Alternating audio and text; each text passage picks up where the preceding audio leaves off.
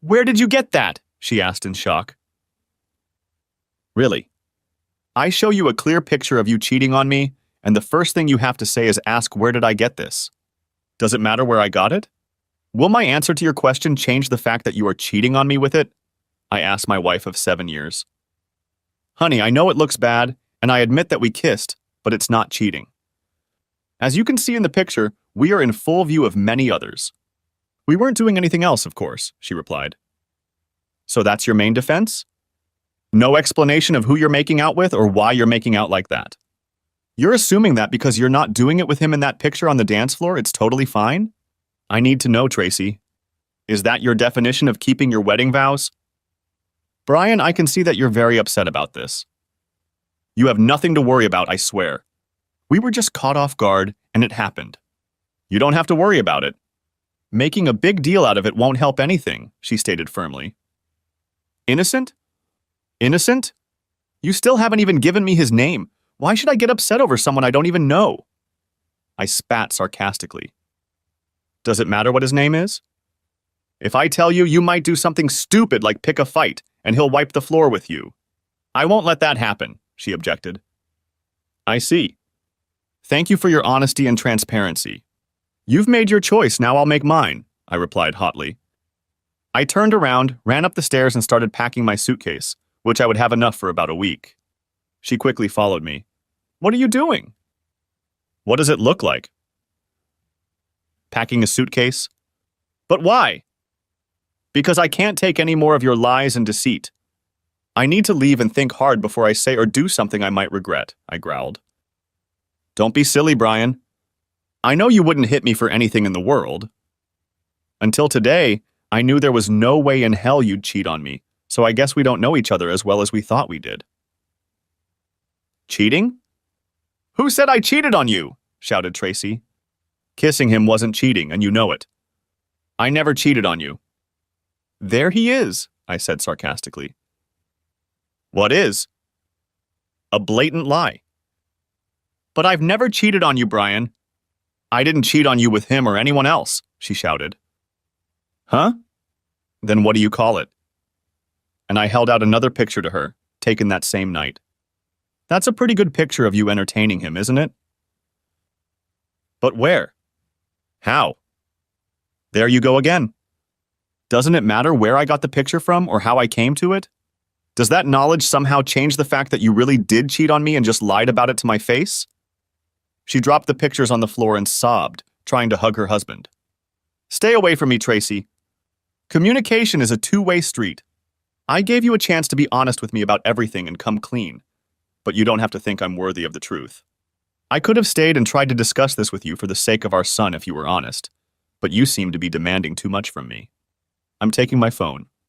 If you ever call me again for any reason other than an emergency with little Bobby, I will block your number. Do I make myself clear? She nodded her head and I walked out, pissed off, frustrated, and hurt to the core. It was Friday night when I checked into the motel. I decided I would take the weekend to consider my next steps. If I divorced her, which was my instinctive impulse, Bobby would end up in a single-parent household, and I would have to pay alimony and child support. I wish she had given me some sort of explanation or at least apologized. Maybe she didn't have time to think about it. That's why I decided it would be better for us to be apart and think about what direction to take next. The absence of my wife and son was taking a heavy toll on me, and the loneliness was unbearable. I cried until I fainted. Shortly before noon the next day, messages began to arrive. Having received my engineering degree some time ago, I had gotten a job at a local chemical laboratory, which was a packaging facility of a large chemical concern. After 5 years there, I was offered the position of production manager at the flagship research and development center 1,000 miles away. Along with the increased responsibility came a significant salary increase, so we jumped at the chance and moved. We left all our friends and family behind. Tracy got a job in the call center of a large credit card company. The call center employed over 1,200 people, most of whom were Tracy's age. A year after we moved in, little Bobby was born. I convinced her to become a stay-at-home mom since I was being paid well, but she loved the company of her work friends. Her work friends quickly became our friends. We were part of a loose group of 6 to 12 couples who got together on average every 2 months, sometimes at her home, more often at a restaurant or club. The girls were her co-workers, and the guys, like me, consisted of their husbands. That's not to say I didn't have friends where I worked. But Tracy worked tirelessly to ensure that our social calendar consisted mostly of her co-workers. I had no objections as they were all nice enough. The women were all stunningly attractive, as were their husbands. I felt out of place around the debonair and dapper men, but they all treated me the same as the others. It was from this group that my current barrage of messages consisted of. It was clear that Tracy had not only informed them of our problems, but had given them the details, and they were all urging me to give them an audience and help diffuse the situation quickly. I shook my head, amazed at how she kept her attempt from me, yet freely shared the details with our friends. Now I wondered what kind of friends they really were. I don't like other people knowing about my affairs, especially my personal life and the intimate details of my marriage. This situation in itself was disturbing to me. The only person who didn't call or text me was Tracy. She knew I would honor my promise to block her. Cassidy, it seemed to me, was the instigator of everything that was going on. She was Tracy's best friend, and they were in on it like thieves. She wanted me to meet the group at her house on Sunday night at 6 o'clock. My analytical mind guessed that this could be some kind of trap. My car might be blocked, or the guys might try to prevent my escape if I decided to leave the meeting earlier than they wished. I texted back that I would meet them at Angus Steakhouse restaurant. I could park my car so that it wouldn't be blocked, and in the context of a public restaurant, I could leave whenever I wanted. Reluctantly, they granted my request. I agreed to the meeting for several reasons. First, to get answers as to why Tracy did what she did. Second, I wondered what our friends thought about the infidelity. Whose side would they be on? And third, I wondered if any of them were somehow involved in her adventures. Did they know? Had they set it up? If they did know about her extracurricular activities, none of them shared their concerns with me. I never back down in the face of confrontation. As an account manager, I face almost every possible challenge and know how to keep my cool in almost any environment. I looked forward to learning more so I could make an informed decision or put them on the spot. I left my car in the parking lot of a nearby store and walked over to the restaurant. I realized that the group had arrived much earlier than the agreed-upon time to discuss strategy and prepare for the confrontation. This amused me. There was only one seat at the set table, and it was next to Tracy. She immediately rose to greet me as I approached. I stopped her before she could reach me. If you don't mind, I'd like to sit at the far end of the table, away from her if you all don't mind. But if you don't mind, I can comfortably sit at the other table, I explained. Cassidy spoke quickly before Tracy could respond. Of course Brian is okay with that. Jared, how about giving Brian a seat at the end of the table? Please, Brian, have a seat. You're our guest tonight, so your dinner is already paid for. Why don't we all go ahead and order? Our group was in a separate dining area of the restaurant used for overflow. They must have taken care to shield it from prying eyes. Everyone quickly placed their orders, and that task was accomplished.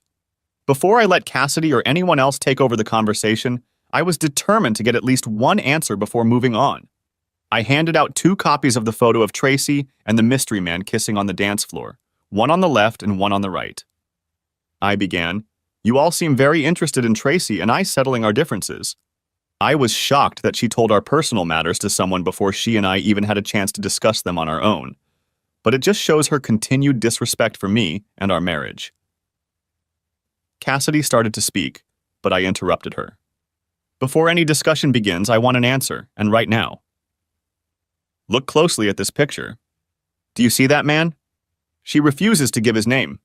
I'm sure at least one of you here knows who he is. You all say you want to help us solve our problems? Well, what I need help with most right now is information. If none of you can be honest with me and provide the facts as they are, then we have nothing more to discuss. There was complete silence at the table.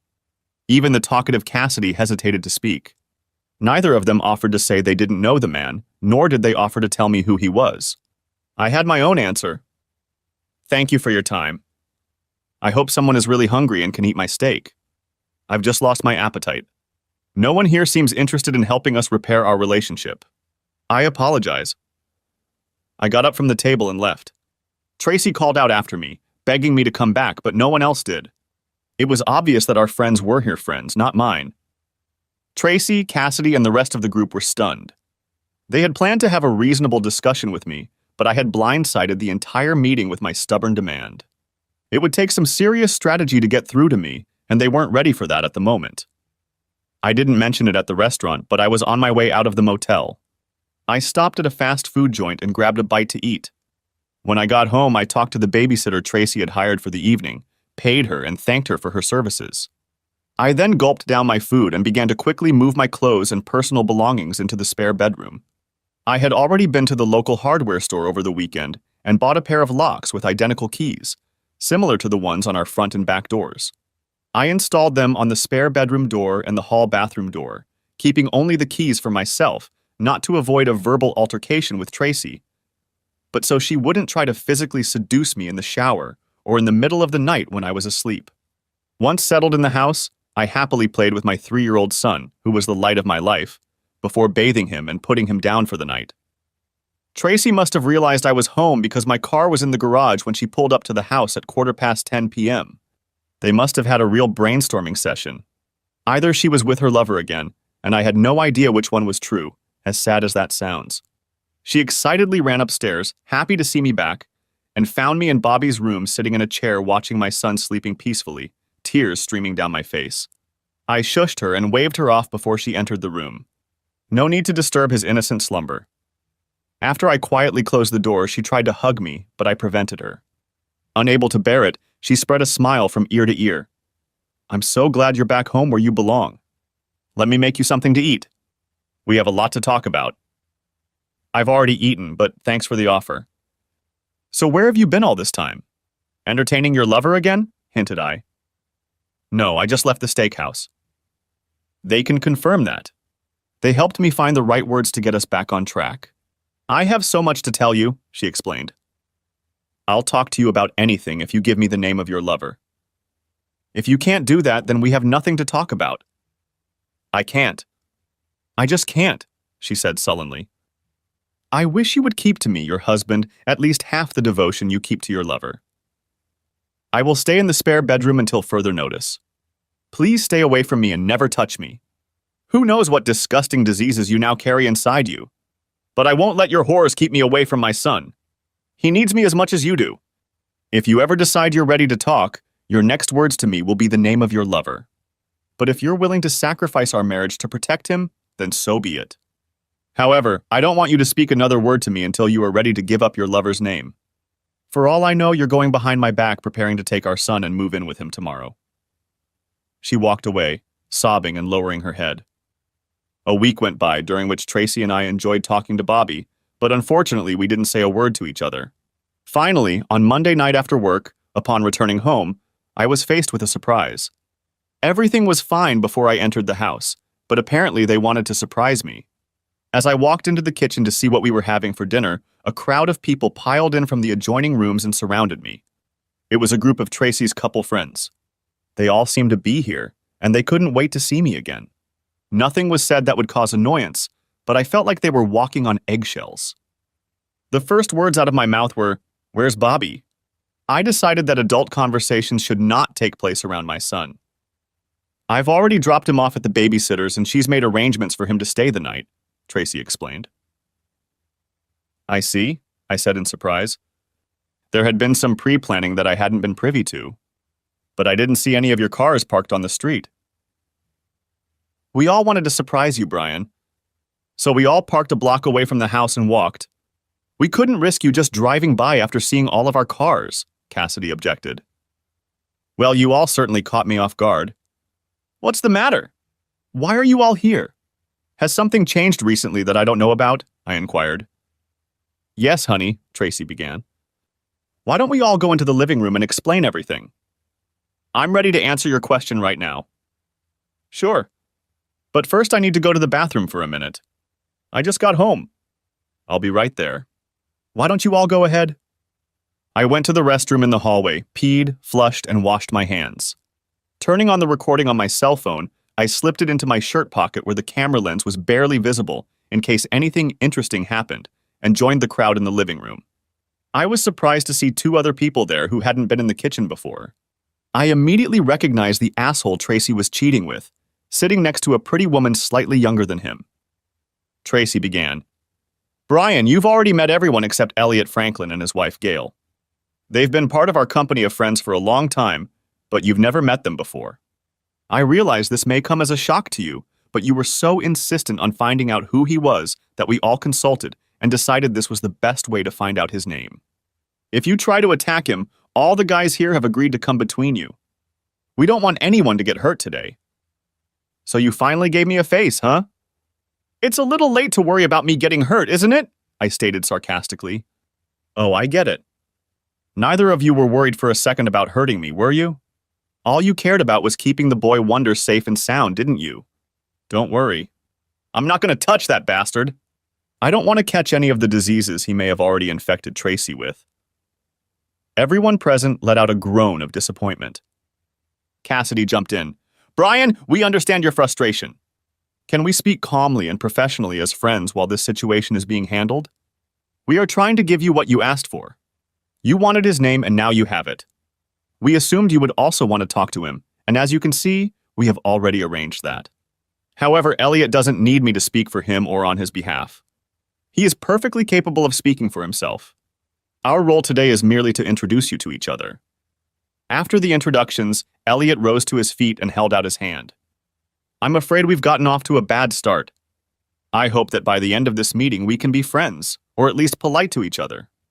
I promise to always treat you with respect and courtesy, and I hope you will do the same, Brian. May I call you Brian? He asked, extending his hand to me. I made no movement in response to his gesture, keeping my hands at my side. First of all, since we're just now meeting for the first time, Mr. Franklin, I prefer you call me Mr. Wilson. I can't imagine that our friendly relationship would warrant such familiarity.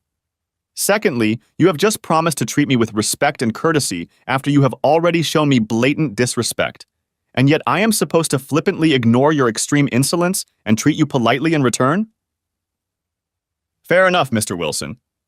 My suggestion was solely in reference to our conversation today. I was not referring to past incidents or incidents. If you will allow me, I would like to talk to you about what happened between me and Tracy, your wife.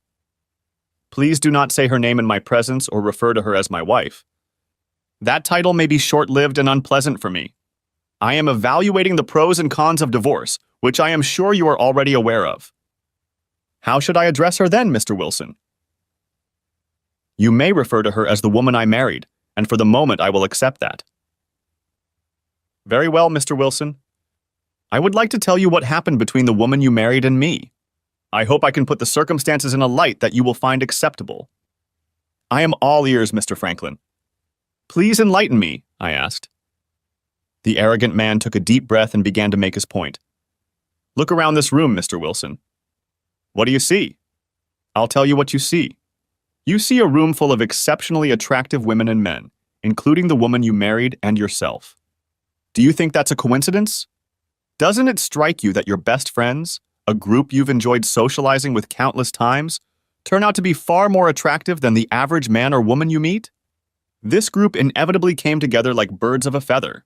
As the friendships grew, so did the intimacy and expressions of friendship. Every person in this room is in a happy, stable, and committed relationship. That is our first and foremost goal. When each person is confident in their relationship with their soulmate, we will realize that no forces on earth can separate us from each other. And every one of us here believes the same about you and the woman you married. He continued, Take my wife here, Gail. She is as great to me as any woman in this room, and we plan to spend the rest of our lives together. No man in this room, including you, will ever be able to take her away from me. And that knowledge gives me the confidence to share her with others for our good and the good of others in our group. We both learn and grow more than we could by remaining monogamous. It's an outdated and archaic term that no longer binds people together the way true love does, consisting of trust, intimacy, understanding, sharing, and opening horizons to great and beautiful things in our marriage. How nice for you and your wife, Mr. Franklin, and the rest of this group, if they are all free to do this with each other without restriction. But that has nothing to do with me and the woman I married.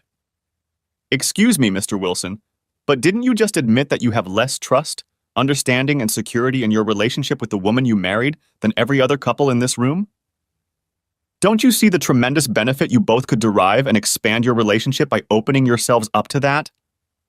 And he spread his arms wide, as if embracing everyone in the room. If what you say is true, Mr. Franklin, Then you just called every woman in the room a whore, including the one I married. I am appalled that you so easily flummoxed and changed the morals of the woman I married. I find your actions regrettable and reprehensible. A gentleman never interferes in marital relations as you have done. I see where your flawed logic leads you, Mr. Wilson. Rest assured. This is not a one-sided approach. You too are being asked to embrace the concepts we all hold dear here. You could be with any woman in this room right now if you so desired. When you and the woman you married became part of our group, it was inevitable that you would be invited to participate with us in every way inclusively. If you hadn't told her off so harshly that evening, she had planned to broach the subject with you and discuss the potential benefits she felt this experience could bring. Mr. Wilson, the woman you married said you jumped on her with accusations before she had a chance to fully explain to you what it was all about. She panicked and retreated in defense, not knowing how to salvage a conversation with you in the adversarial atmosphere you presented to her. I am sure you will agree with everything we suggest as being beneficial to you and the woman you married. All that remains is to find a way that will make you feel more comfortable. I see, I said, as if seriously considering everything he'd said. Then I looked Tracy straight in the eye and asked, "Is all this true? You discussed all this with them without my knowledge, and then agreed to test the waters with Mr. Franklin to see if it was beneficial to us as husband and wife, without even discussing it with me beforehand?" Tracy nodded nervously before explaining. I've been told how wonderful it is to have such loose associations and how it improves and strengthens their marriages, and I wanted us to have the same.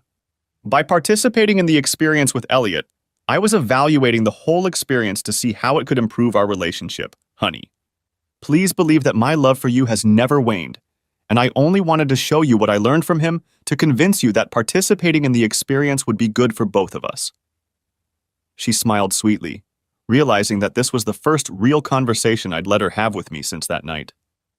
So you want me to believe that just one wonderful session with a super stud instilled in you the skills of an experienced prostitute?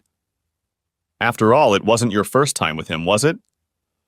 She lowered her gaze to her feet, unable to make eye contact, confirming my suspicions. Mr. Franklin jumped up again. Don't you see, Mr. Wilson? We were able to help the woman who married you understand the benefits. You will also be able to participate in every way.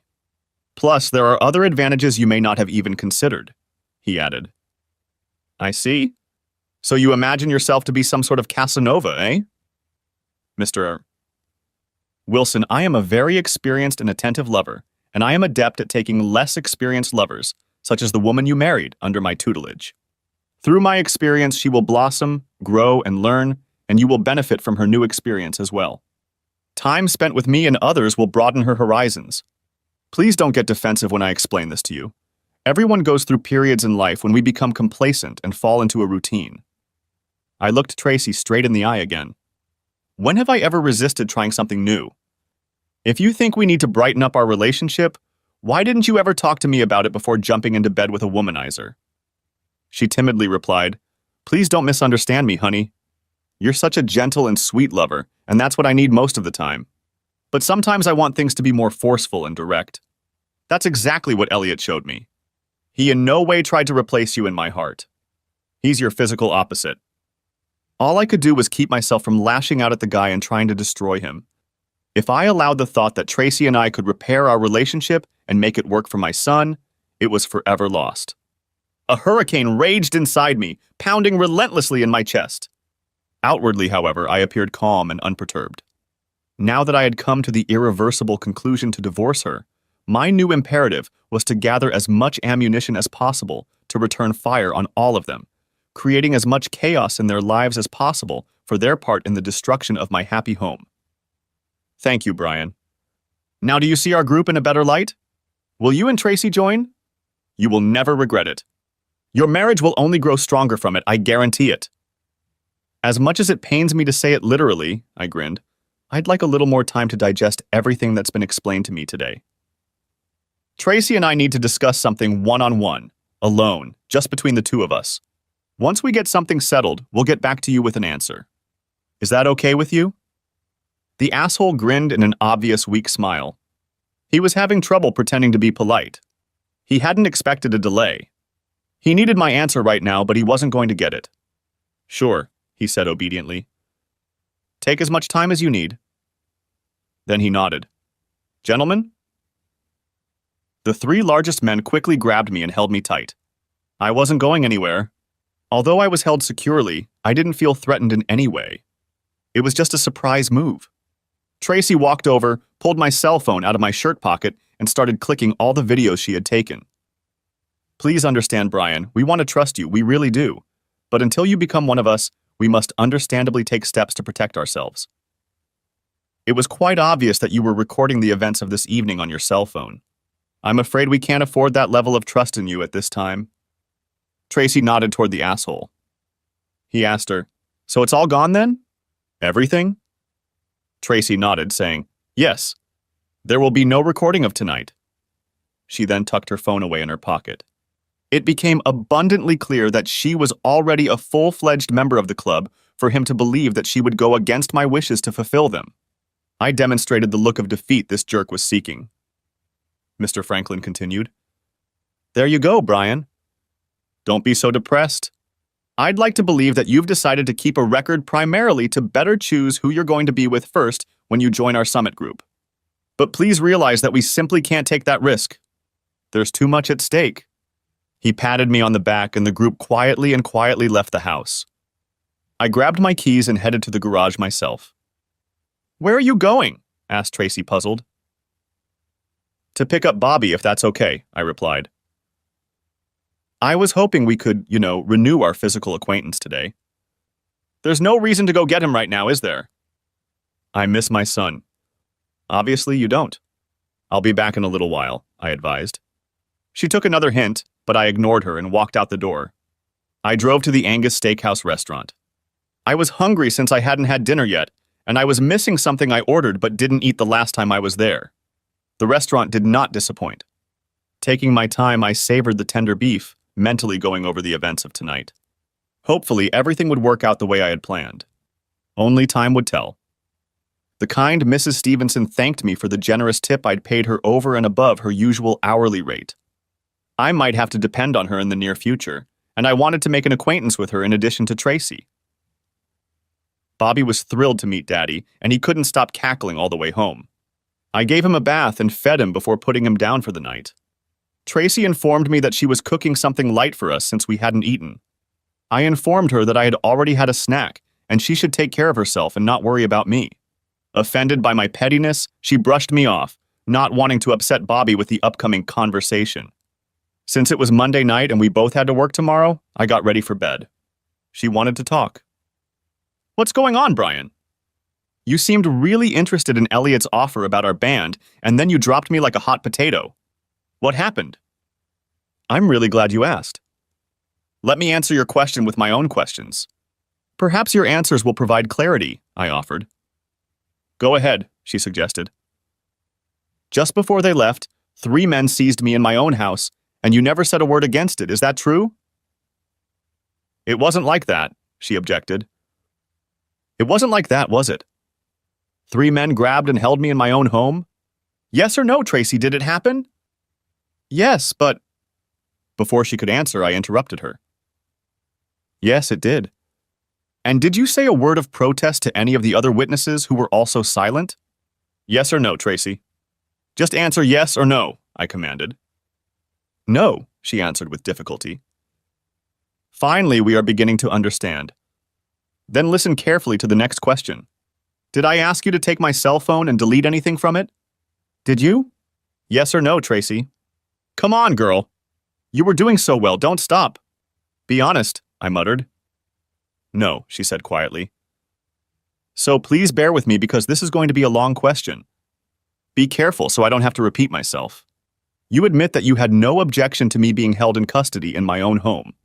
You also admit that you took my cell phone and deleted the recordings from it not at my request, but at the request of someone other than your husband. Is that true, Tracy? Yes or no, is that true? Yes. Good girl. We're almost there. Now, since I was standing right in the room when this happened and did not hear anyone tell you or ask you to delete anything from my personal phone, you must have tentatively entered into the conversation in my absence. then agreed to perform this task without my prior knowledge or consent. Is that correct? Tracy looked down at her feet. Yes, that's correct. I hadn't thought of it that way. You make it seem like a betrayal on my part. It is betrayal, Tracy. Now let's go back to your first two questions. Why did I drop you like a hot potato? Why? Your own answers should reveal the truth about why I acted that way. You proved today that you are on their side, not mine, not ours, but theirs. Now, if you have no objections, I'm going to bed alone again tonight. I don't want to watch and be around a man who so indifferently stabs me in the back. Tracy started sobbing as I left her in the hallway to contemplate her behavior. Of course, I locked the door. Sometime around 4 in the morning, I heard attempts to open the door. 3 or 4 fruitless turns were enough to foil her attempt. Tuesday morning, I was talking to the vice president in charge of the facility where I worked. Dan, could you recommend a divorce attorney for me? I mean a good one that will fight as hard for the husband as he will for the wife? Please tell me you're not asking for one for yourself, Brian, Dan pleaded. Unfortunately, I am. I assumed a man of your position should be aware of such matters. You seem to know the rest, I grinned. I'm good friends with Ted Russ. He's our contact with the firm that handles all of our legal matters. I'm sure he can give you the name of a good man. Let me give him a quick call and get back to you right away. Thanks, Dan. And no need to talk, Brian. This will remain just between you and me. I respect the other person's personal space. You don't know how good that feels to hear. Thank you, Dan. On Ted's recommendation, I called B. Thorenson's office and set up an appointment for 2:30 that afternoon. It turned out that it was not the letter B, but B, that is Beatrice. She informed me that her caseload was 70% women and 30% men. But as soon as she agreed to take on a case, she took it on immediately and fought hard for her client, despite the formidable circumstances. It didn't take me long to convince her of the validity of my position as an injured party, and she was happy to take me on. She warned me that I would be paying child support for 15 years until Bobby turned 18. But college expenses are usually factored into these cases for the benefit of the child. I explained that I had no problem providing for my son, but I was hoping for at least 50/50ths joint custody either once a week or every other month. She can't promise anything, but will fight hard to get those terms. As for child support, she said I would likely be on the hook for 3 to 5 years, depending on which judge we get. Because of the income disparity, the general result in this state was 1 year of alimony for every 2 years of marriage up to 20 years of marriage. Thereafter, it was limited to 10 years. Although I would have to put up with it, the thought of paying her to have fun with idiots pissed me off. Expecting our family to grow, Tracy and I rented the house we'd lived in for the past 4 years and diligently studied house plans and vacant lots on which to build our dream home. I had accumulated quite a few sketches depicting the elements that were to be part of our special retreat. Now all those dreams were nothing more than smoke. At least the house didn't have to be sold, divided, or fought over. Bobby at his tender age wouldn't be attached to any particular dwelling, so if Tracy continued to rent the house, it wouldn't matter to me. I knew I'd never sleep in the master bedroom again, knowing it had been contaminated by that asshole. Who knows how many times he had already managed to christen the bed with her before I discovered her infidelity. B explained that the average divorce in our state is 8 months if uncontested and a year if contested. I was really hoping I would fall into the 8-month number. Being bound in the bonds of marriage to a traitorous whore held little appeal for me now that my decision to divorce Tracy was clear. B also explained that there was no financial benefit to filing a declaration of infidelity, but she said that a declaration could be helpful if there was a disagreement over custody. She stated that she could have the paperwork ready for service as early as Thursday afternoon. I asked her to have Tracy serve the papers at work on Friday at 10 a.m., where many of her friends and colleagues could witness the event. After the divorce issues had been resolved and a fee agreed, I asked her about possible living arrangements until the divorce was finalized. What questions do you have, Brian? My only concern is time with my son. In this early formative period of his life, 8 months to a year can seem like an eternity to both him and me. I don't want to be an absent father to him any more than necessary. Would it not be illegal or inappropriate for me to continue living in the same house with her to maximize my time with him? While that's not uncommon, Brian, it can be quite a challenge. How so? First of all, when she is served with the divorce papers on Friday, she will be extremely unhappy with you. If you are in close proximity to her home, she will likely rain fire and brimstone down on your head. Are you prepared to face the woman's wrath? Absolutely. I'll be able to easily share my emotions when she gets a summons because, in my mind, we'll be legally separated, and I'll be able to treat her indifferently as she's been treating me lately. And that brings me to my next point, Brian. She may well not want a divorce. Very often, cheating wives want to have their cake and eat it too. Letting you go may be an impossible task for her, and she may do everything she can to prevent it. But this is a legal process, right? She can't bend the law to her will just because she feels like it. You're right, of course, but she could make a mess of things, B informed her. How so? If you enter into a conjugal relationship at any point before the divorce, the time limit will reset to 0 and the clock will start ticking from a new beginning and you'll have to wait another 8 months, she said. The state will view your marital relationship as your desire to end the divorce process. That will never be a problem for me, although I can easily envision Tracy trying to lure me into her bed to disrupt the process. I have an iron will, B. I won't give in, I said firmly. You don't have to, she insisted. All Tracy has to do is claim that you had an affair, and unless you can prove otherwise, which is virtually impossible, the clock will be turned over whether you were married or not. The judge will have a hard time believing your claim that you were never intimate with her, yet you lived together under the same roof. I've seen it happen before, Brian, and I strongly advise against it. I countered. Let me ask you this. If she does make such a statement, would she have to give specific details such as time, place, etc.? I don't mean intimate details of the hypothetical session itself, but dates and times that I could refute? Yes. Yes, she wants to, but again, it would be your word against hers, and the judge would likely believe her, especially if she was tearfully persuasive. Leave it to me. Thank you, B. You've been a great help to me. I then talked to her about another legal issue I would have to deal with immediately after the divorce. Tracy usually gets home a half hour earlier than I do, so it was no surprise to find her cooking dinner in the kitchen. Contrary to my custom, I avoided the kitchen and headed upstairs to take a shower. Since I started using the hall bathroom, she had fewer opportunities to trap me. I took a change of clothes with me to the bathroom. It was time to start practicing living separately under the same roof. When I emerged from the bathroom fully dressed, she was waiting for me in the hall. Dinner will be ready in a few minutes. Bobby is already sitting in his high chair in the kitchen. You smell nice and fresh, she said coquettishly. I'll be right down, thanks, I replied, ignoring her remark and unlocking my spare bedroom door. The tension was palpable, but she didn't say anything sarcastic. As we ate, she began. I'd like to explain that we made a cell phone deal last night. Knock yourself out, I said calmly. While you were downstairs evaluating potential partners, and the three of us were alone upstairs, Elliot informed me that he knew you were recording the events of that evening, and that it would not be fair to let everyone be exposed to the professional risk you could expose the group to with the video. The right thing to do would be to eliminate the threat. He said they couldn't leave there that night until the threat was neutralized. Not knowing if you had the password on your phone, they were willing to take it with them and return it later when it was cleared. Elliot suggested that I could prevent all of this by deleting the records myself in your presence. I see. And why did they believe you were capable of such a thing towards your husband? Because I gave them my word, Brian. I don't understand? Understand what? Didn't you give me your word to be faithful to me on our wedding day? There was silence after my remark. I was glad for it. Darling, I don't want you to think that I'm on their side. That's not the case at all.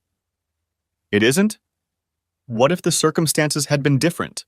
What if those 3 men had grabbed you in our house? Do you think I would have just stood by silently and let them do it? What other choice did you have, Brian? The 3 of them could have easily taken you, silly. That's true. But that knowledge wouldn't have stopped me. Hell, it wouldn't even have slowed me down. I might have been defeated, but only after I'd done a lot of damage myself. I would have fought for you because I would have been on your side, not theirs. We were a team, you and I. Last night you didn't act like my wife. You acted like one of them. I'm sorry you don't understand me, Brian. I explained about the cell phone. I don't know what else to say. There's nothing more to say, is there? I joked. About that subject, you're right. How did you find those pictures, Brian? I'd like to know. I'm sure you would. Wouldn't it be interesting if one of your friends turned out to be not as dedicated to your cause as the other members of your group? What if one of your coworkers turned you into me and delivered those pictures to my office? How would you feel about that? Who? Please tell me who? A man or a woman? She asked urgently. I can't tell you, Tracy. Why not? I gave my word, I said with a wide grin. I could see she wasn't getting anywhere with her questions, so she decided to broach another topic. Did you enjoy watching? No, I just saw a bunch of animals. That's exactly right, Brian. It doesn't have to be emotional for any of them. It will just strengthen our marriage. How did it go? Our marriage is hanging by a thread. I already feel closer to you, I added sarcastically. Don't be like that. You don't know what it's like. Tracy, has our life become so boring, mundane, and devoid of fantasy that you're afraid we can't survive as a couple without inviting other people into the bedroom? I didn't say that. It's not that we couldn't survive without it. But don't you want to do more than just survive? Shouldn't we take opportunities to strengthen our marriage when they come along? What's the harm in that? The harm, as I see it, is the destruction of the trust we once had. That is what you have already done with your experiments. Instead of strengthening our marriage, it is tearing the very fabric of it in two. Perhaps no one you know considers fidelity an admirable character trait, but I do. Obviously, your friends don't give it much thought. They proved that last night. I don't trust you anymore, Tracy. You've proven you're perfectly capable of doing whatever you want behind my back. If it's so important to you and you believe in it so much, why didn't you come to me and talk things over with me before you jumped into bed with another man? Because I knew you would react that way. I thought that if I could participate and realize the benefits of it first, then I could bring everything I've learned to you, and we'd be better for it. When you see the improvements in me, I thought you would realize the value of it and agree with me wholeheartedly. So you and this smug asshole consider yourselves supreme in enlightenment and understanding, believing that lowlifes like me should be spoon-fed to slowly comprehend the life truths you both somehow instinctively grasp? How elitist of you to graciously allow your superior knowledge to trickle down to this lowly peasant. I didn't realize how lucky I was. Sarcasm was in my every word now, and she caught it. She said, "Why don't you let me show you what I've learned? I've adopted some techniques from Elliot and watched Gail closely last night as you asked. The purpose of this whole process is to improve our love life, not destroy it. Let me show you what I can do right now." "I swear you won't regret it," she enthused. "Every time I look at you, I cringe. It's not conducive to me wanting to kiss you anytime soon. All you're going to offer me is a whore who freely shares with other men what used to belong only to me." "Only yours?" "You don't own me, Brian. And I never have and never will," she said defiantly. "You're absolutely right. I never claimed to own you. I mistakenly assumed you were mine because you said you gave yourself to me. And now you've taken your words back and given them to another man. You've broken something in me, Tracy, and I'm not sure it can be fixed." She started sobbing again. Needless to say, that was the last conversation I had with her until Friday. All of my free time was spent with Bobby.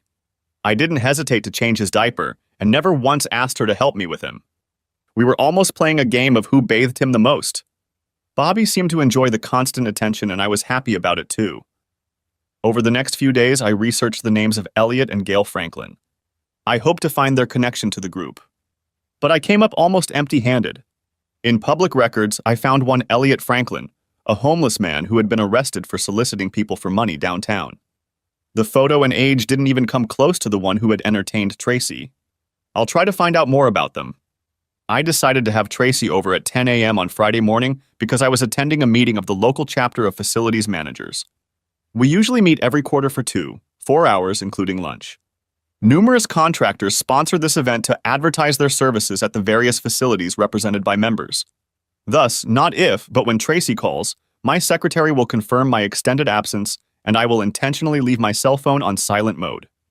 The only call I answered would be an emergency call requiring my attention at work. I wasn't avoiding Tracy at all. I just wanted to give her time to get over the initial shock before talking to her. When I eventually returned to work, I took her call, leaving numerous messages. I could hear her quickly moving out of sight as she started talking to me. It's about damn time, are you serious? To get serviced in front of my friends? Do you know how embarrassed I was? Are you really going to divorce me over this? I told you it was nothing, Brian. When are you going to get that through your thick skull? Why won't you return my calls? Why do you refuse to talk to me about this? My secretary should have informed you that I'm in a management meeting. I just got back to the office and called you back right away. I have a job to do, you know. It doesn't stop just because you want to talk. And as for talking, when have I ever refused to talk to you? You're the one who's been avoiding talking to me for the last 2 days. I've never once refused to talk to you. I'm still talking to you now, aren't I? But since we both have work to do, why don't we resume this conversation at a more appropriate time after work? Then I will talk to you about anything you wish. She began to cry over the phone. I don't want a divorce, she wailed. Please, Brian. Don't divorce me. We'll talk tonight, okay, Tracy?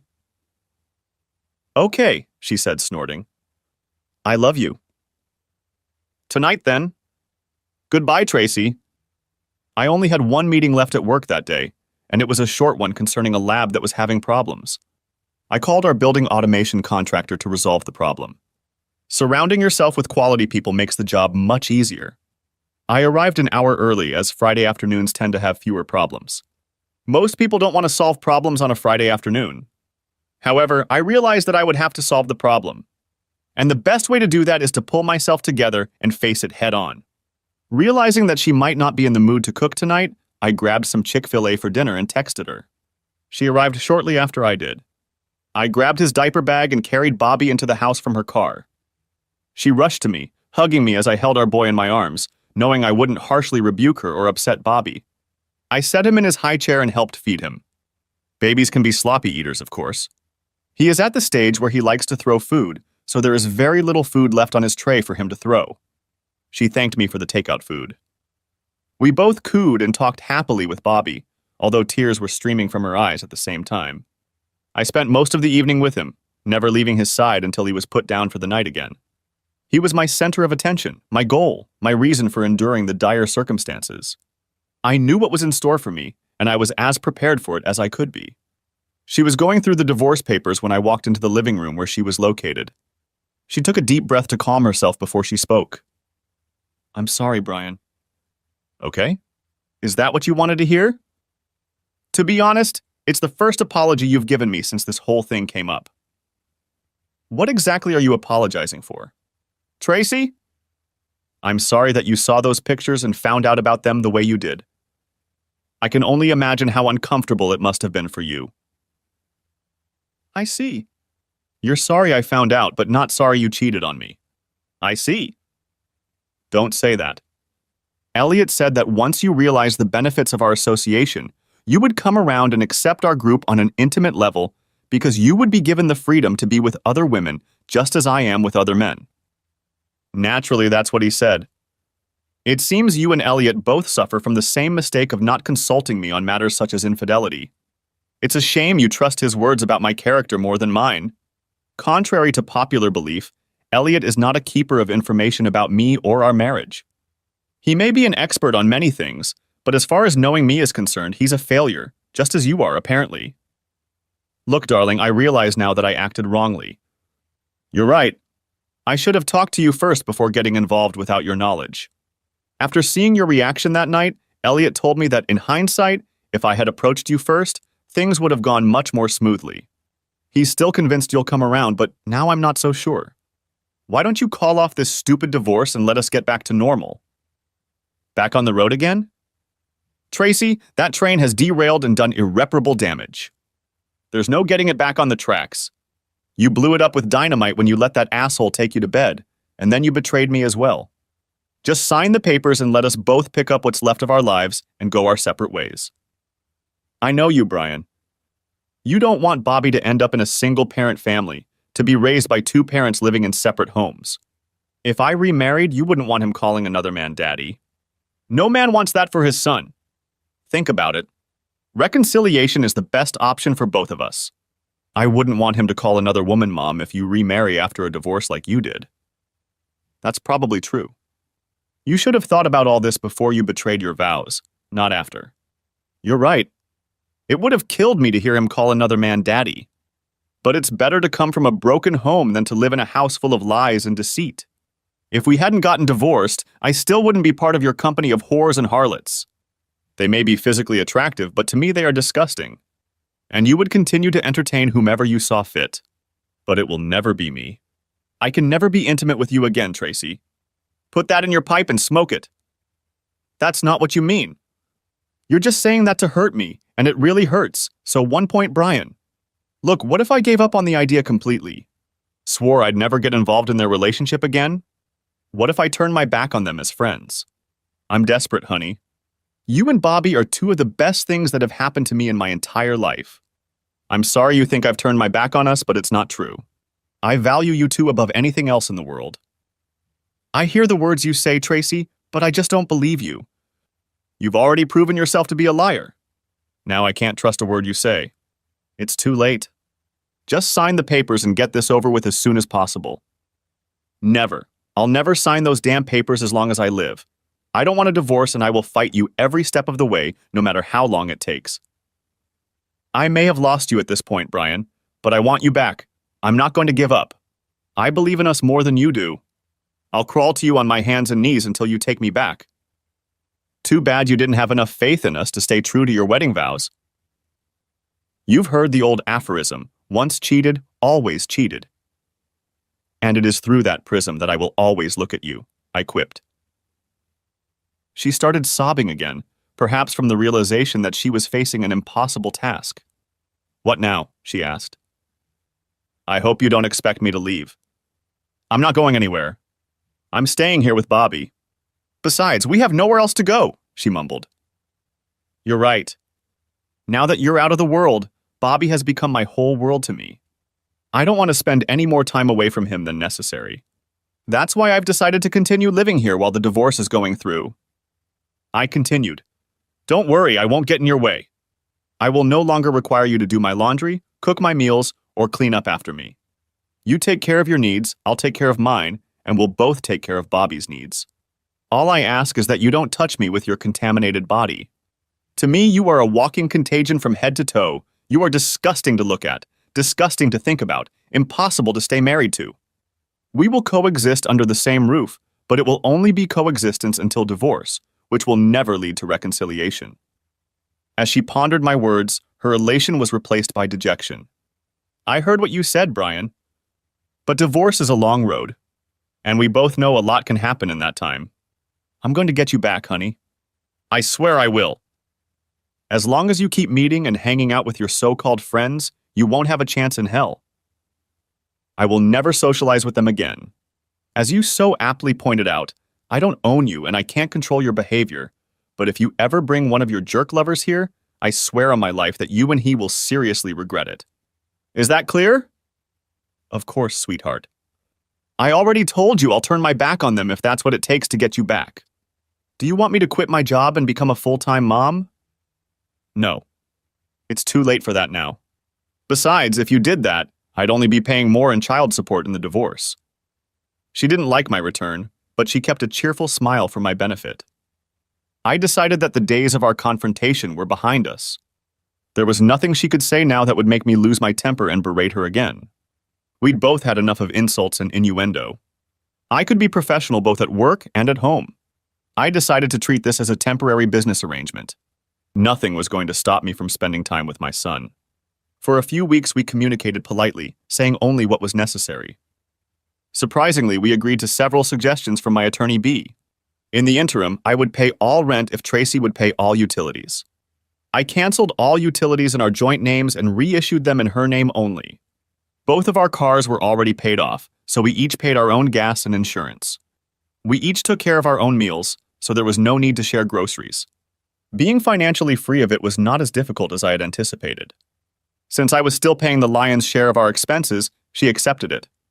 I transferred half of our savings to a new account opened in my name only and left the balance in an account in her name.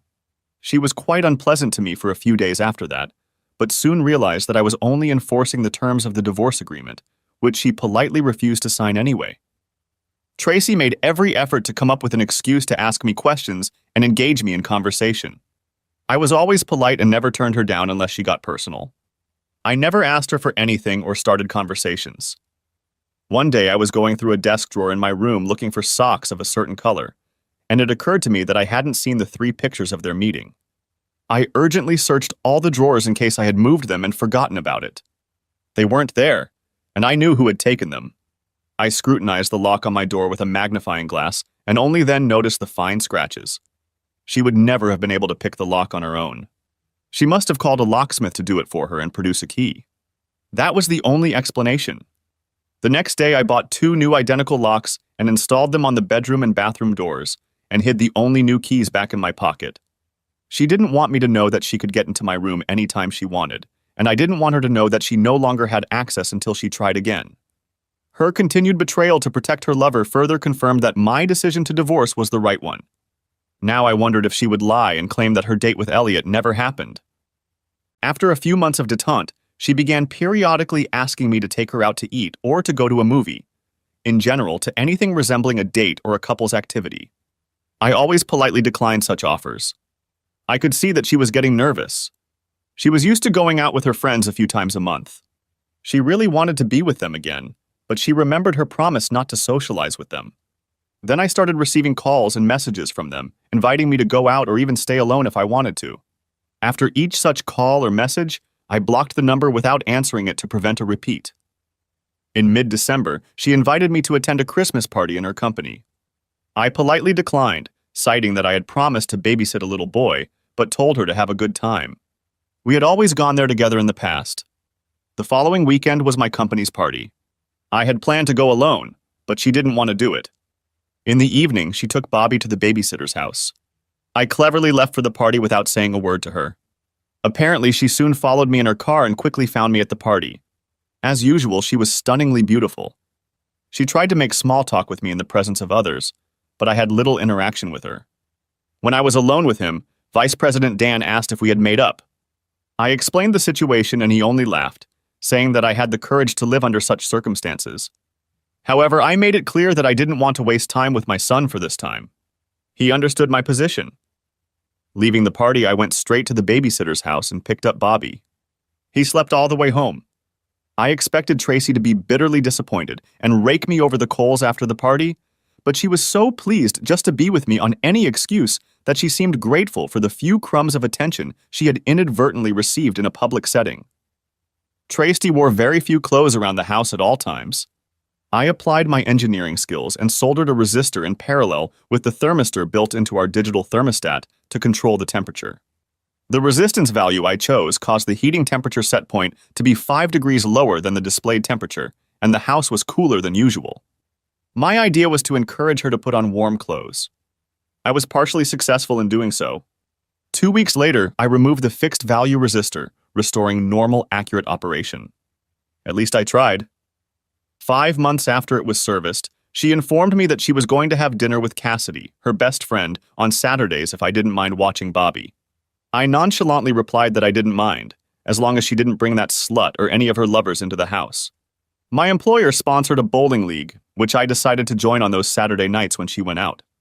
I had a lot of fun making a complete fool of myself on the lanes, and Bobby was thrilled to get so much attention from the ladies in attendance. It was so much better than sitting at home wondering what Tracy was doing or who she was. One day I got home later than she did and she asked where I had been with Bobby. I told the truth. She asked if she could come with me next time, and I again told her honestly that I only leave the house when she does and not sit home alone. My answer really upset her, but again, pleasing Tracy was no longer my concern.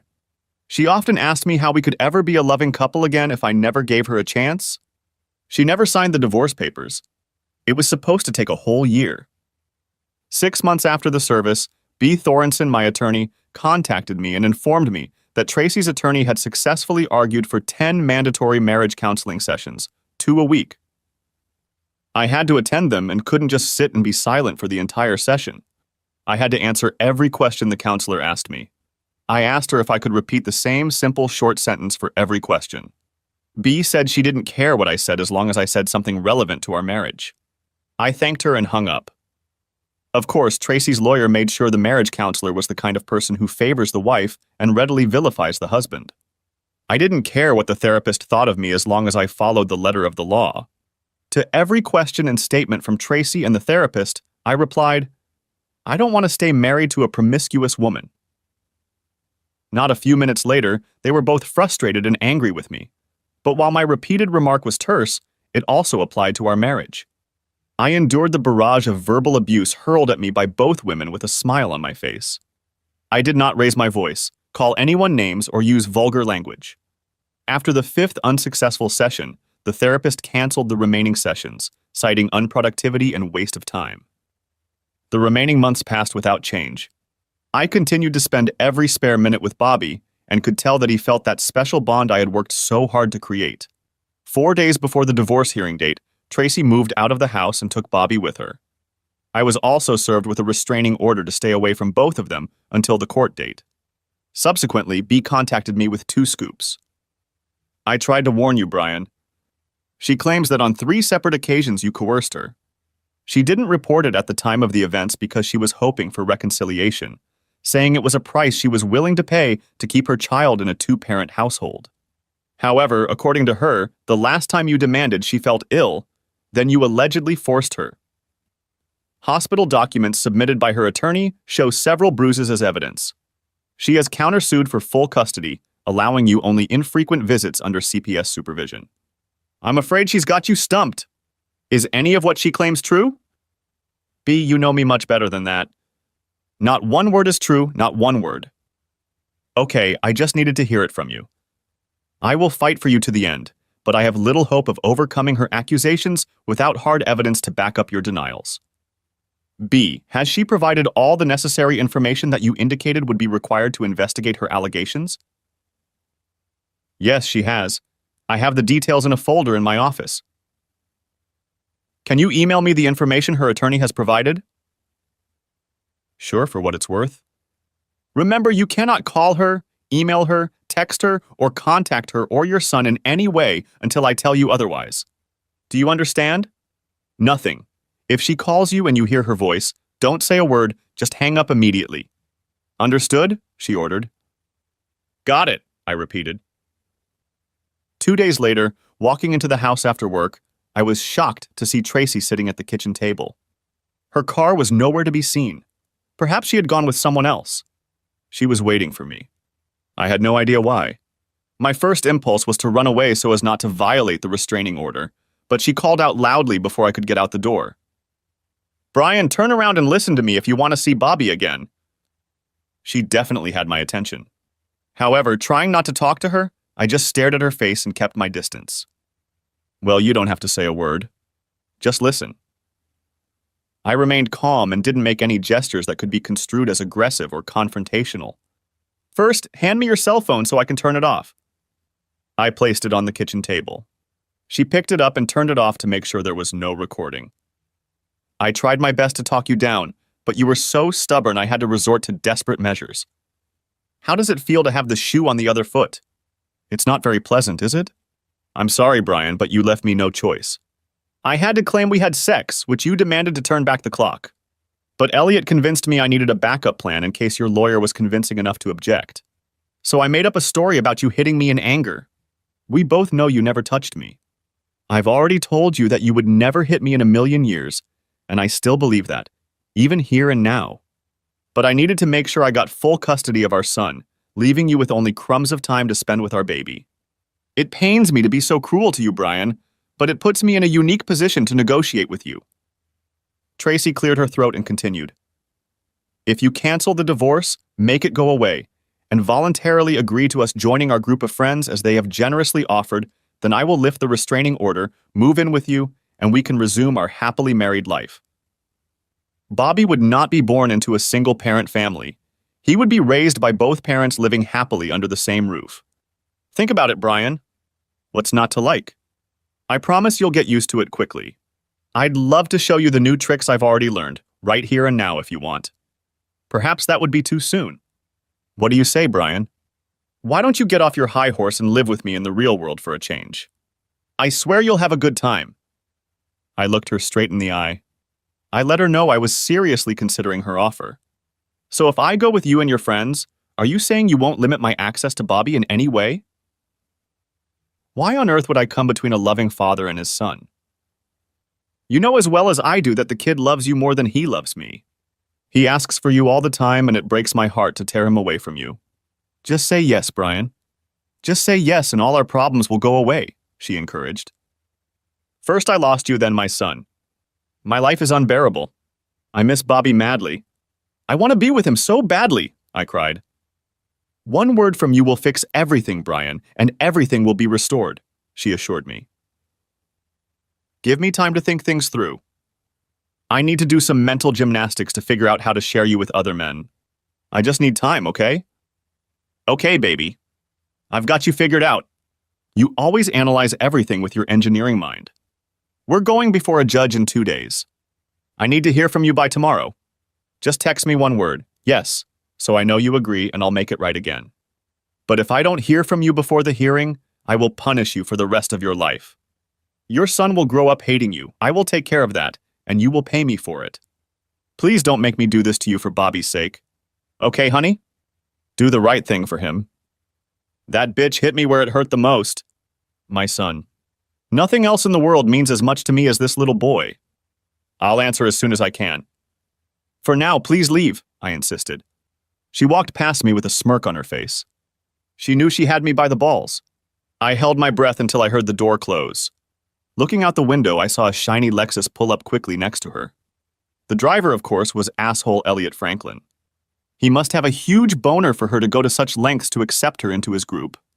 I had a lot to think about.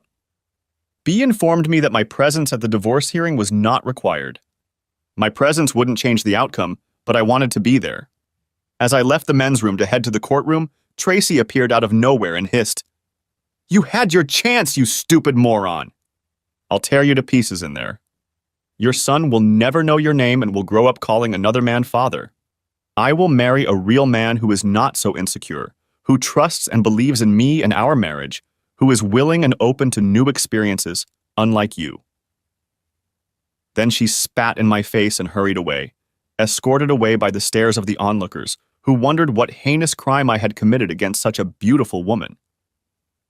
I took a handkerchief and wiped my face. Entering the courtroom and taking a seat in the back, I waited my turn, hoping that my lawyer was at least half as good as her reputation. I had a lot on my plate for today. While I waited my turn, it was interesting to hear about some of the crazy divorce cases.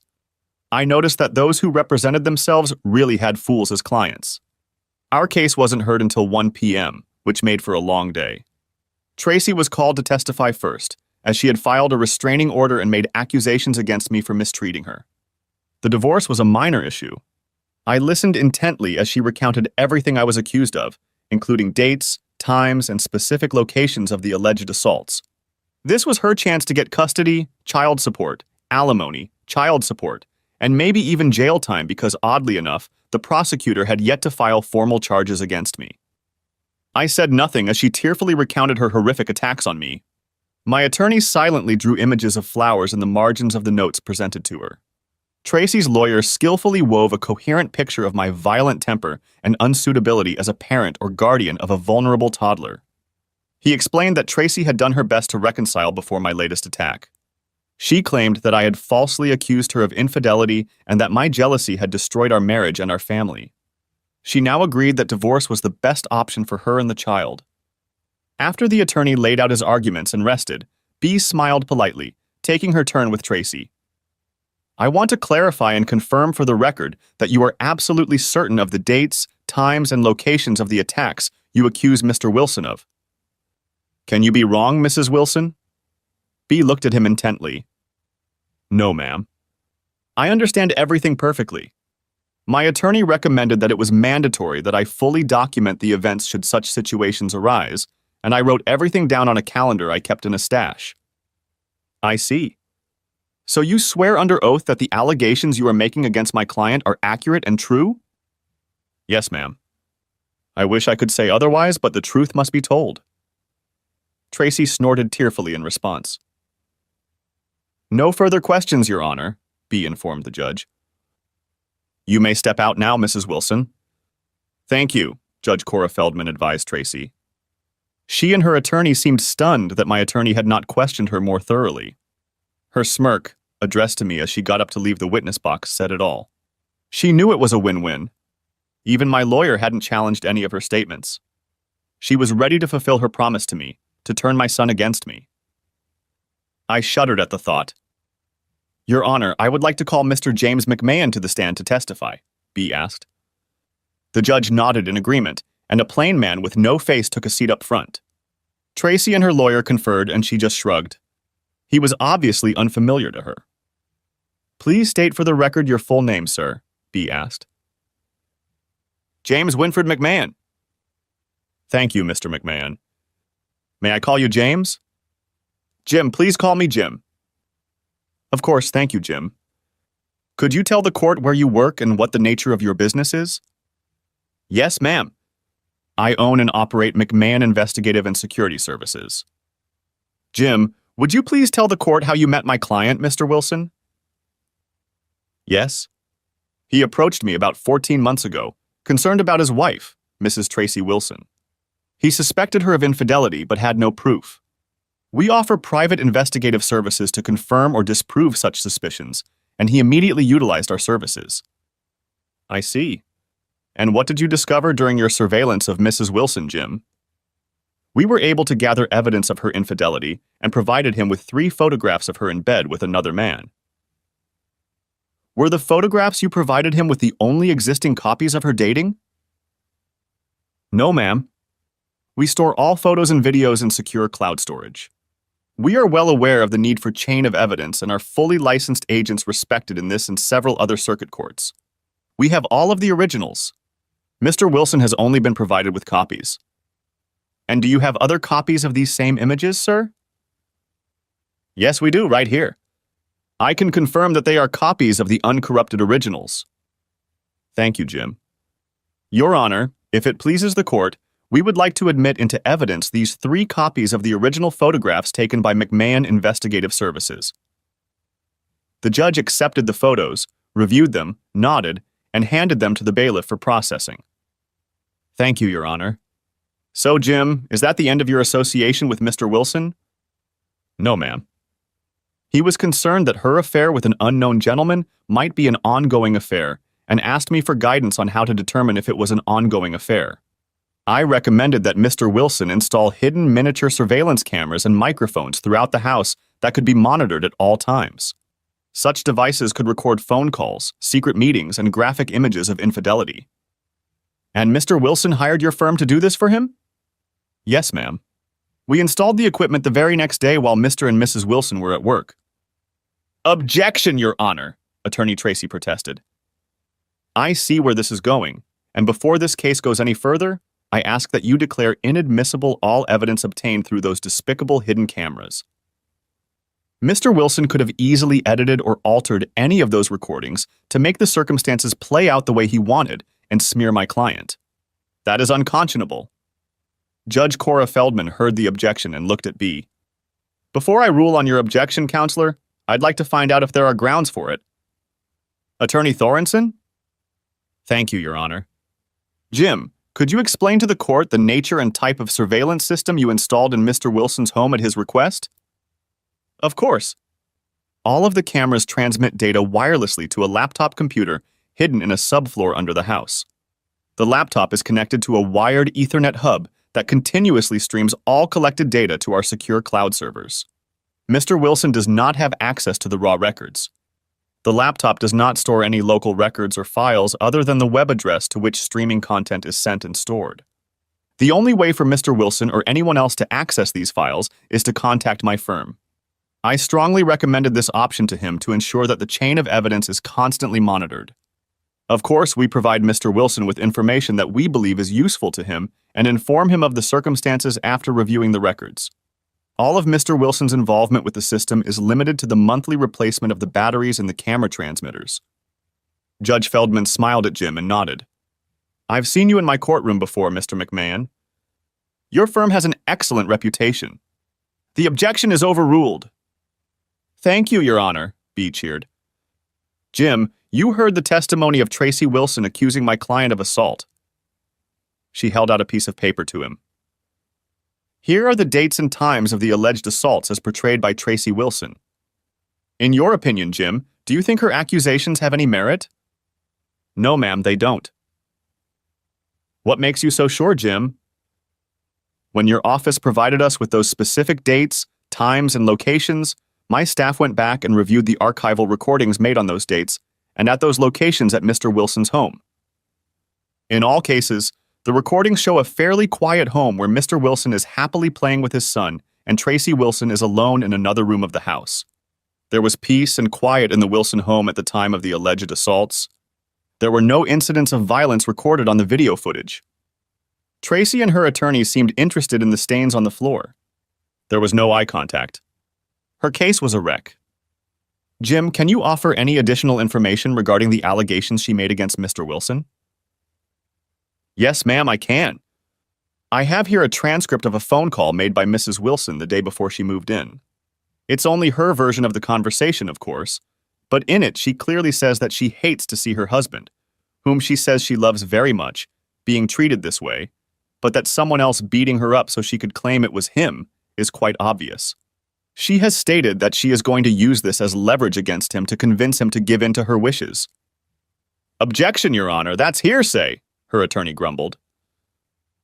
If need be, I can provide the original tapes of her saying all those words in her own voice, but that transcript is a mirror image of the words she said on the phone to someone other than her husband, offered Jim indignantly.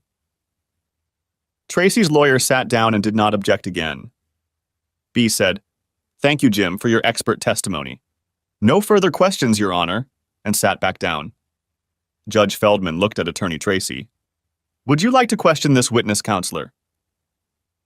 Defeated, he said, No questions, Your Honor. Judge Feldman ordered, You may leave the room, Mr. McMahon. Thank you. After my private investigator took his seat, the judge continued. I see what's going on here. An innocent man is being accused of crimes that it is obvious to the court that he did not commit, in an attempt to sway the court toward full custody of the mother's child. In doing so, Mrs. Wilson perjures herself. Perjury is a third-degree felony and can result in up to 36 months in prison. The transcript of this hearing will be forwarded to the district attorney for possible prosecution. It is my hope that he will press charges against you, Mrs. Wilson. I hereby grant full custody of the child, Bobby Wilson, to his father, Brian Wilson. Tracy Wilson will have visitation rights at Mr. Wilson's discretion. Mr. Wilson, I urge you to be generous with visitation. Your child needs to spend time with his mother. I nodded to the judge in agreement. She continued. As for child support, I am inclined to award it, given how ruthlessly Mrs. Wilson has treated her husband. But I am not without compassion. Alimony in the amount of $1,000 per month, payable on the first of each month, is awarded to Tracy Wilson for a period of 3.5 years or 42 months. Each of you will keep your automobiles. The checking and savings accounts will be divided equally between the spouses based on the balances in the accounts as of the date the divorce petition is filed. Each party will retain their retirement accounts. Because Mr. Wilson will have primary custody of the child, the court will not award child support. Mr. Wilson, as custodial parent, I grant you the right to make decisions regarding your current residence. Do you want to stay there or move? I stood up. Your Honor, I have no desire to live there any longer than necessary. Tracy can continue to rent the house if she wants. In any case, I'm moving out. Very well, Mr. Wilson. The lease on the present residence will be left to Mrs. Wilson. Mrs. Wilson? Tracy staggered to her feet and rose to her feet. You have a maximum of 8 hours to return the child to Mr. Wilson. If you refuse to comply, you will be held in contempt of court. Is that understood? Yes, Your Honor, she said tearfully. Good, the judge has allowed it. I suggest you take appropriate action before you leave this building today. All restraining orders are lifted, and I grant the petition for divorce in Wilson v. Wilson. You should both receive divorce decrees within 30 days. Tracy cried with despair as she realized she had lost her family. She turned to me to comply with the judge's order. If you don't mind, Brian, I'll bring Bobby to your house tonight after dinner. I'd like to be with him for a few more hours before I turn him over to the judge. That won't be necessary, Tracy. I've just been waiting to see how this trial ends. I've already got my eye on a new apartment, and I'll have some friends help me move there as soon as I get out of here. I held out a piece of paper to her. Here's the address of my furnished apartment. I'm only taking Bobby's stuff, my personal belongings and tools. All the furniture you can keep. Bring Bobby to this address tomorrow at noon. I should be settled in by then. She nodded sadly at me. If anything, I'm sorry, very sorry. This is not the outcome I envisioned. Well, since life with me was so boring and mundane, from now on you can have the interesting and fulfilling love life you've been striving for without me. Good luck with your next open marriage, I stated sarcastically. She didn't say anything back. Brian, I want to thank you. For what? For not going after Elliot and Gail Franklin. They really are wonderful people. Too bad you'll never get to know them like I did, she said gratefully. No problem. I have absolutely no interest in Elliot or Gail Franklin. As far as I'm concerned, they don't exist to me at all. No, neither Elliot nor Gail. But I can tell you who I'm interested in doing business with, the company you work for. I found out from HR that your company has a very strict non-brotherhood policy because so many women work there and they want to protect them from predators. I will be suing your company tomorrow, claiming that blatant violations of their policy caused the destruction of my marriage and almost cost me my son. Ronald Hensley will be named as the primary culprit. Apparently, he slept with a dozen female employees in violation of company policy. You may have heard of him. He's your manager. Tracy stood puzzled, opening and closing her mouth like a fish in water. I continued. As it turns out, Ronald has a lovely wife, Lydia, and 2 elementary school-age children. I don't know if she knows about his antics with other women. But don't worry, I'll make sure she knows everything, including Rita Consuela, the woman he claims he's been married to for so long and his greatest love on earth. You may know her as Gail. But why? Why did you do it? His wife and children don't deserve to be destroyed like this, she pleaded. Why? He destroyed my marriage. Why shouldn't I destroy it? He almost robbed me of my son. Why shouldn't his children know the truth? Even now, to this day, you defend and protect him. How enlightening. If you stick around a while longer, Tracy, you might be able to get the man of your dreams, your extraordinary lover. Something tells me he could be divorced within a year or less. The only downside to a lover is that he too could be unemployed very soon, just like all your other call center girlfriends. It seems that their silence when they don't condemn Ronald's disgusting behavior also violates company policy. You want us all fired? But how am I going to support myself now? She objected. Oh, don't worry. Your job is safe. I promised your company that I wouldn't publicize this as long as they kept you on staff. To think, you could eventually start your own group of whores. I can only imagine how wonderful your life will be when I'm no longer in your way. Once you explain to them how lasciviousness has strengthened our marriage, I'm sure the ladies will be bursting with desires to join you. You may have a hard time hiring another manager. Perhaps one of the husbands will take on a leadership role. Just imagine all the exciting new possibilities, enthused I. But why are you protecting my job and firing everyone else? She babbled. For one reason and one reason only, Tracy. I agree with the judge that Bobby needs a mother in his life. It's not exactly a dream job, and it doesn't pay very much, but it's enough so you can live without having to come to me for money. One day when he asks me how I treated you in the divorce, I want to be able to honestly say I was fair.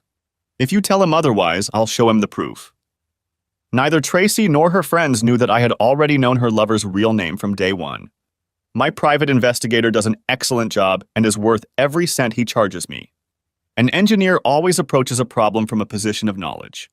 If we don't have the answer, find someone who does. That's exactly what we do. B, my shark of a lawyer, sued Tracy's call center for $1.5 million and settled for a tidy sum. $250,000 she kept, and the rest went to me. The day I received my paycheck, I wrote Tracy a check for $42,000 in a lump sum. My child support obligations were paid in full by her own company, and there was still a lot left over. Now I could build my dream home. Word spread quickly through the workplace. Many single ladies where I work looked at me as potential prey. But after just getting off this roller coaster, I think I'm going to focus on Bobby for a while before I get involved in dating again. Free at last,